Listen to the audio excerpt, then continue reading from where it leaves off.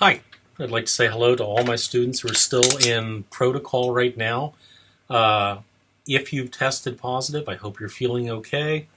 And if you're just there because you haven't gotten through the 10 days yet, or 14 days, or whatever they told you, I hope that those go by quickly and you're keeping up with all the reading.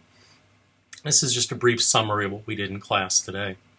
We began with a quick write. You can go to quick writes in Module 1 and see what today's was. I asked everybody to think about and write about what the purpose of research is when writing about literature, and to look at how they've done it in the past and also sort of what some of the pitfalls are. And the pitfalls are obvious. It's going to sites online that have very little credibility, where there's no author named, where the person's not really an expert on whatever they're writing about. But there's also the danger if you do too much research, even good research at first, it can stifle your own interpretation of a piece of literature. And so I really encouraged everybody to first come up with what they want to say about the literature, and then use that as a jumping off spot to go look at what other experts have said and examine how it might change or alter your view or support your view. I asked everybody to think in particular about the story that we talked about today, Charlotte Perkins Gilman's The Yellow Wallpaper, and talk about what kind of research they might do into that in order to come up with a deeper interpretation of the story. And some of the things that everybody said, well, one was, since this seems to be a story about postpartum depression, I might be interested in going and seeing what psychologists say about postpartum depression and how it's best treated. That could lead to a paper where you'd compare and contrast what they thought about depression in general in the 19th century when the story was written and how things have changed today. Or it might lead to an analysis of looking at and analyzing the narrator's husband's actions and whether or not they constitute useful treatment, hint they don't, of the kind of depression our narrator seems to be suffering from. So that was our opening, and it led right into our discussion of The Yellow Wallpaper, which is the only story that we discussed today. We didn't do The Lady and the Pet Dog. Sort of left that untapped.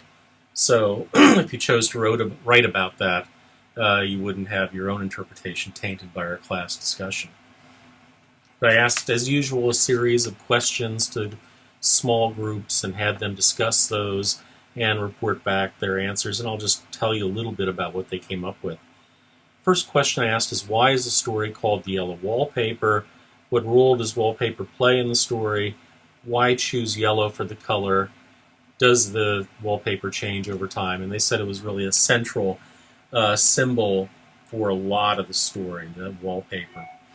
As she looks at it, as the narrator looks at it, she eventually starts seeing herself in it, and she's no longer able to disassociate between her inner self and the projection that she sees on the wallpaper itself. And it's just a symbol of how fragmented her mind has become and how deep she's sort of gone into her psychological troubles.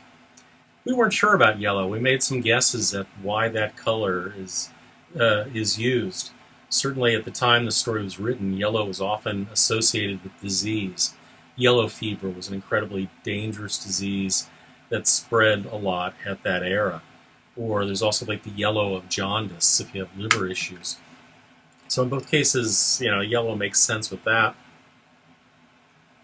There's also the possibility that, yellow we think of in terms of caution. It becomes a caution light today.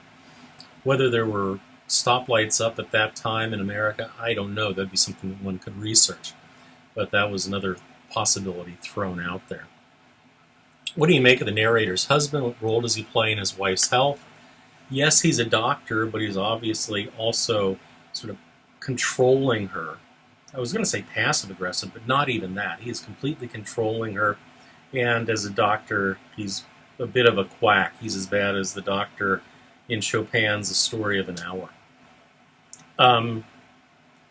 Everything that he does exacerbates her problem by isolating her from everything, trying to take away all stimulus. She just goes deeper into her own mind and is stuck with her troubled thoughts, whatever they may be, and that just makes everything quite a bit worse.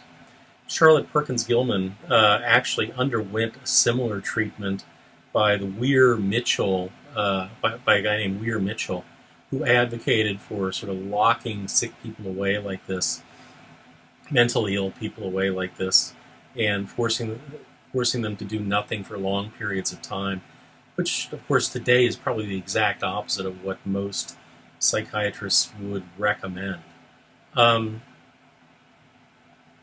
Even though the husband's a doctor, we sense very early on that he's not doing any favors for his wife.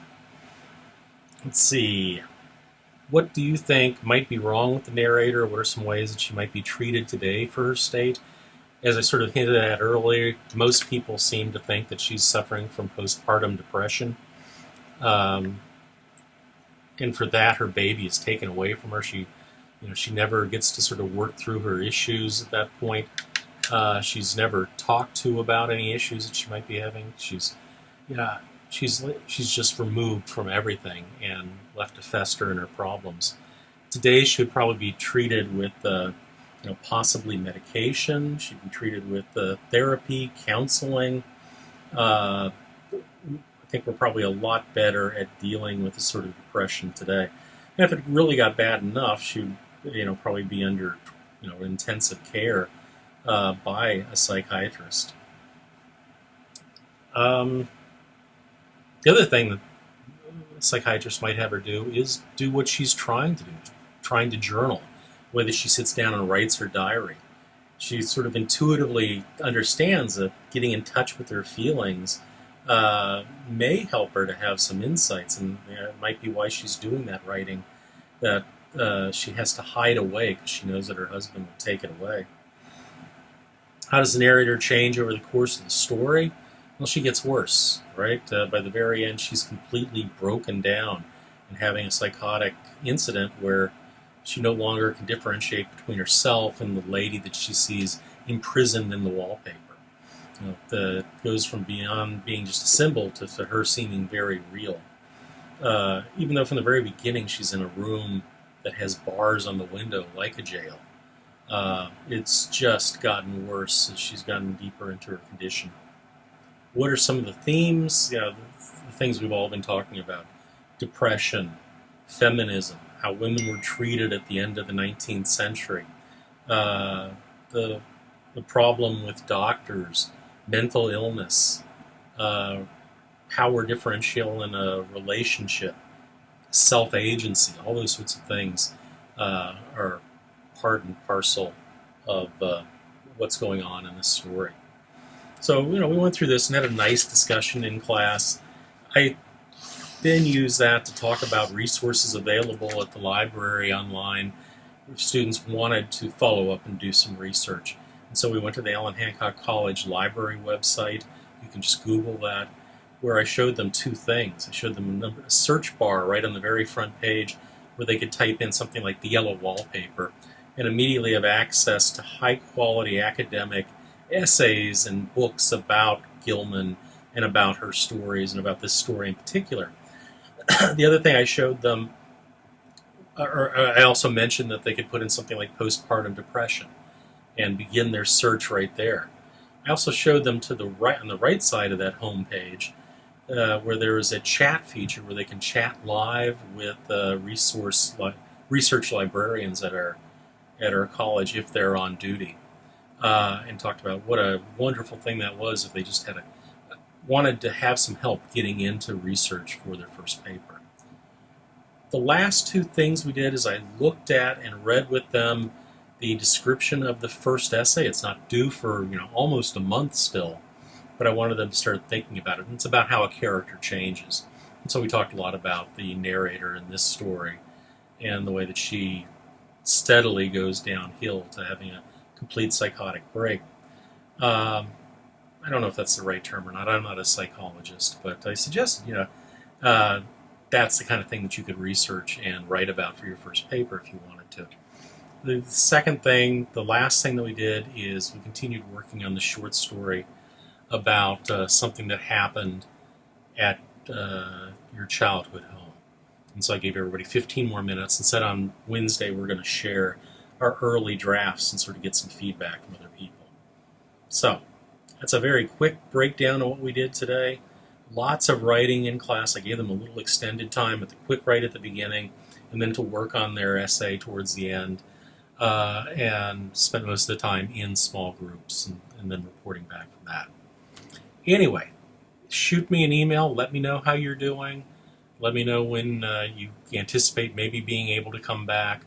As long as I keep seeing views on YouTube for this, I'll keep doing these things, but as soon as everybody's back, I'll probably end up stopping them. But anyway, thanks a lot. Thanks for listening.